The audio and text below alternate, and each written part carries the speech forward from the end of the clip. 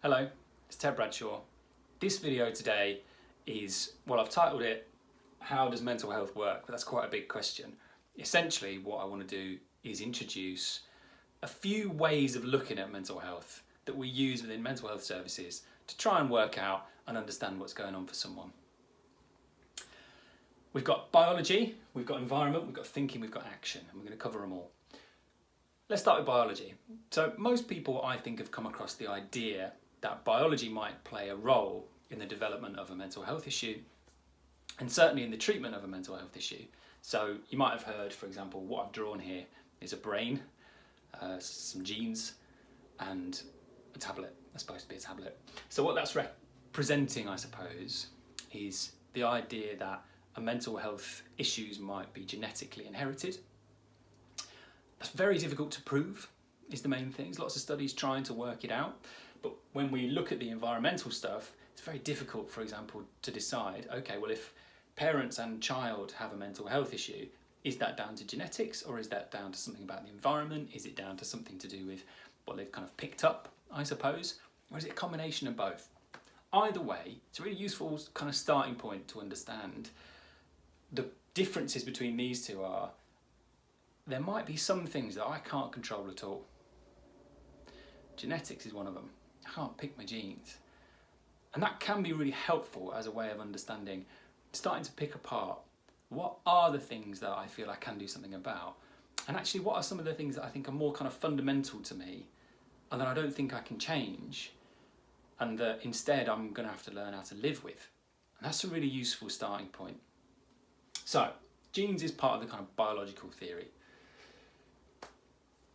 Brain chemicals, that's what typically medication is aiming towards, particularly antidepressants. They're aiming to redress the balance of chemicals in your mind, or usually, in your brain, or usually, more specifically, looking to increase a particular one. So one of the most common types of antidepressants in the UK certainly are SSRIs, which are looking to increase or kind of keep serotonin around longer in certain parts of your brain. The idea is that serotonin has a role in mood, in motivation, and in energy. So if we can do that, hopefully what we'll see is a lift. That's the idea behind most of the medication. Not all, but just as an example, it's to do with affecting something within your brain, usually. Let's talk about environmental. So the idea behind the environmental way of looking at things is reasonably straightforward, is, well, certain things are just rubbish. So actually, if you are going to look at why is somebody feeling the way that they feel and what can we do to help, you might want to look at what's going on around them. Actually, it'd be very easy if we just take that biological example to go, okay, this person is depressed, let's give them some antidepressant medication because it's probably to do with the chemicals in their mind. Actually, if this person has lost people recently, this person is being bullied at work, if this person's facing a lot of pressure, if there's been a relationship breakdown, loads of different factors that might be going on around the person. And if we don't take that into account and we simplify it to one answer, we might miss something. It's the same the other way around. If we look at the person's environment only and we don't look at what's going on inside or with the biological stuff, we might miss a trick. This is essentially the whole point of this video, is to say, looking at one of them, you're going to miss something. Actually, you're much more likely to get a more well-rounded approach to your mental health if you're able to take quite a few of them into account. So, environment, there we are. If we combine the two of these for a moment, just to talk about stuff like sunlight. So it's really common in mental health that your sleep is affected. If it's an anxiety issue you're facing or if it's depression, either way, sleep tends to be really affected. And you could say, okay, well, let's do something biologically about that. Let's take some medication, let's do something about that. Or we could say, let's look at the environment. Well, can we do something about where you're sleeping or what's going on?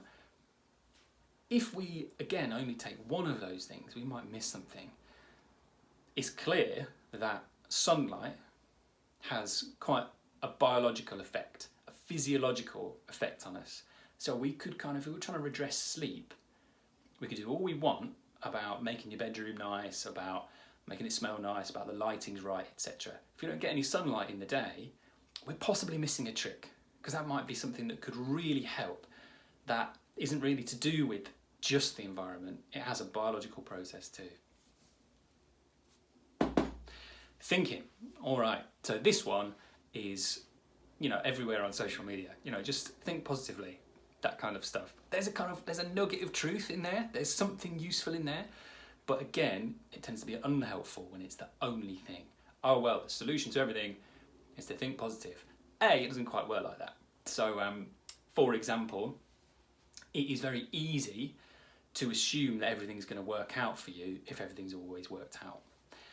You might be more likely to be afraid of something happening to your family if something has happened to your family before. You might be more afraid of dogs if you've been bitten by a dog. Your thinking is affected by your experience.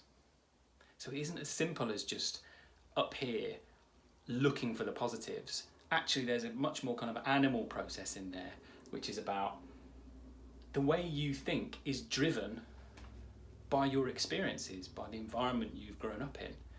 It's not as simple as just being able to see the positives. And sometimes that's completely not appropriate anyway. If you've lost someone, trying to see the positives isn't necessarily the way through. It can help to some degree, possibly, but it could also just make you feel like you're not doing the right thing, or you're not meeting expectations.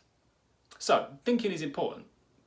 If you are constantly having a go at yourself, that's probably going to form part of the issue, if you like. So again, if we took an example of depression, where somebody was feeling depressed and we only looked at it through a biological lens, but actually there was loads of self-criticism going on, maybe because of the environment, maybe because of where they've grown up or how they've grown up, we might miss something. If we only do the medication, maybe we'll miss out. Actually, how can we help them address that bit as well? Equally, if we only try and focus on this and we don't look at any of the biological stuff, we might miss something that could really help. Action. Again, good example here of something which can't be taken on its own. So there are certain things that typically are good for your mental health. Avoiding booze, caffeine, too much caffeine tends not to be good. Exercising tends to be positive. Socialising tends to be positive, but it depends with who and how you do it.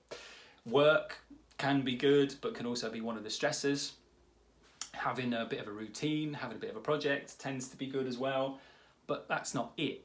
That's really, the word I have in my head is basic.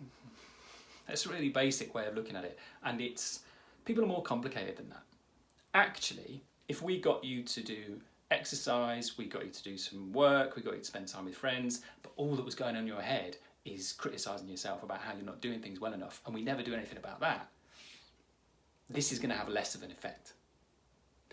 Or if you're trying to do all the right things for yourself with your diet, with your exercise, with spending time with the right people, but you're working in a job that you hate and you're being bullied, or you're isolated and you can't see anybody, that's going to have an effect. It doesn't all come down to one thing. And actually, you're probably going to get better results if you take into account lots of different possibilities and try and keep an open mind about what might work for you. That might mean that you get to access something that you might have missed if you stick to one stream, I suppose. I hope that's useful as a starting point, and I hope it gets you thinking about what might be going on for you and whether there's any of these areas that you might be able to pay a little bit more attention to.